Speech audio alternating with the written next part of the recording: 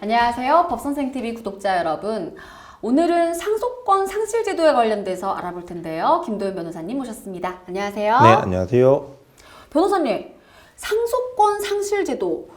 상속권을 상실한다는 뜻인 것 같은데 네. 이 단어만 들어도 약간 슬퍼요. 네. 어떤 내용인 거죠? 혹시 시간이 많이 흐르긴 했지만 고 구하라 씨 사건을 기억하시나요? 알죠. 그 구하라 씨가 세상을 떠난 후에 수십 년간 연락조차 없었던 친모가 나타나서 상속을 내놔라 이랬던 거잖아요. 네, 맞습니다. 결국에는 또 그 친모가 상속 재산을 받아가지 않았나요? 네, 소송 끝에 구하라 씨 친모가 40%의 상속분을 인정받았습니다. 40%나요? 아니 수십 년간 연락도 안 됐는데 친모라는 이유로? 이게 가능한 거예요? 안타깝지만 현행법에 따르면 가능합니다. 우리 민법에서는 상속 결격에 대하여 규정하고 있는데요. 상속 결격 사유는 고의로 부모 등을 살해하거나 상해를 가하여 사망에 이르게 한 자, 또는 사기 또는 강박으로 유언을 방해하거나 유언서를 위조한 자 등을 규정하고 있을 뿐, 이 구하라 씨 사건과 같이 부양 의무를 해태한 경우는 상속 결격 사유에 해당하지 않습니다. 그래서 친모도 상속을 받을 수 있었던 거군요. 네, 그나마 다행인 건 아버지로부터 상속권을 받은 오빠가 이제 어머니와 상속 분쟁을 통해서 기여분을 인정받았고요. 그래서 4대 6으로 상속 재산 분할이 이루어진 것입니다. 하지만 이에 대해서도 비판의 목소리는 높죠. 그렇죠. 이런 경우에는 상속을 받지 못하게 할 수도 있는 건가요? 현행 법으로는 아직 막을 수가 없습니다. 왜요?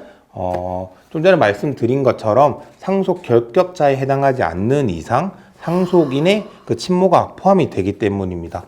이런 문제 때문에 그 당시에도 일명 구하라법이라고 하죠. 네, 민법 일부 개정안, 즉 상속 결격 사유에 부양 의무를 현저히 게을리한 경우를 추가하자는 얘기가 나왔고요. 실제 법안이 국회에 발의도 됐었는데 아직까지도 통과되지는 못했습니다. 아직까지요? 왜요?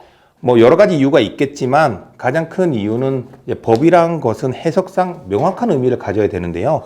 해석상 여지가 최소한으로 돼야 되는데 이 법에서는 현저히 게을리한 경우 이런 단어를 쓰고 있거든요. 그러다 보니 이 해석의 여지가 있고 뜻이 모호하다. 그래서 반대론이 있기 때문이죠.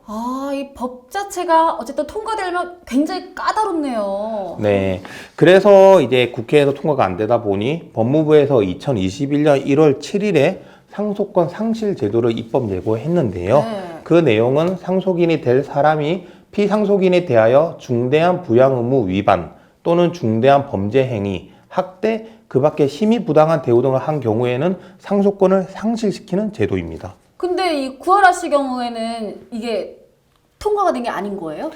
구하라 씨 같은 경우에는 그 당시에 이 법이 없었고요. 안타깝게도 그 국회에 지금 발의된 상속권 상실 제도도 국회를 통과하지 못했습니다. 아직 계류 중이라서 이 법 자체가 효력이 생긴 것도 아니죠. 진짜 네, 고구마 100개 먹은 것 같습니다. 너무 답답합니다. 다만 다행인 건 아직 구하라법이나 상속권 상실 제도는 통과가 안 됐지만 일명 공무원 구하라법이라고 불리는 법이 있습니다.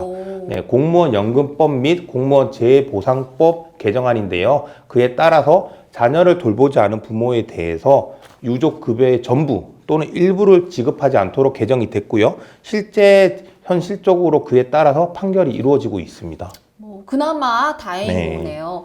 그러면 이렇게 자녀를 부양하지 않았거나 혹은 부모를 부양하지 않으면 이 상속인에게 본인의 상속재산을 가는 걸 막는 방법 뭐가 있을까요? 몇 가지를 생각해 보실 수 있는데요. 일단 생전에 증여나 혹은 유언장을 작성해서 그 사람에게 상속이 가지 않도록 할 수 있습니다. 그러면은 그 증여나 유언을 하면 추후에 유류분 청구도 되는 거잖아요. 그렇죠. 이제 유류분의 문제가 발생하기 때문에 이제 증여나 유언은 완벽하지는 않죠. 그런 점에서 생전에 유언대원 신탁을 활용해서 그 자신의 상속을 어떻게 할 것인지, 특히 이 사례와 같이 자신을 부양하지 않은 친모에게 재산이 가지 않도록 상속 설계를 한다면 그 상속이 부당하게 이루어지는 것을 막을 수 있지 않을까. 그래서 현실적으로는 아직까지는 유언 대용 신탁이 거기에 가장 적합한 방법이다. 이렇게 말씀드릴 수 있습니다. 네, 저희가 계속 유언대용 신탁을 언급을 했었는데 네네. 아무튼 좋은 제도인 것만은 확실하다는 거 알겠습니다. 정말 다시는 우리 고 구하라 씨와 같은 부당한 사례가 생기지 않았으면 좋겠습니다. 오늘 법선생TV는 상속권 상실제도에 대해서 알아봤는데요. 상속과 관련해서 궁금한 사항이 생기시면 언제든지 불러주세요. 오늘도 감사합니다.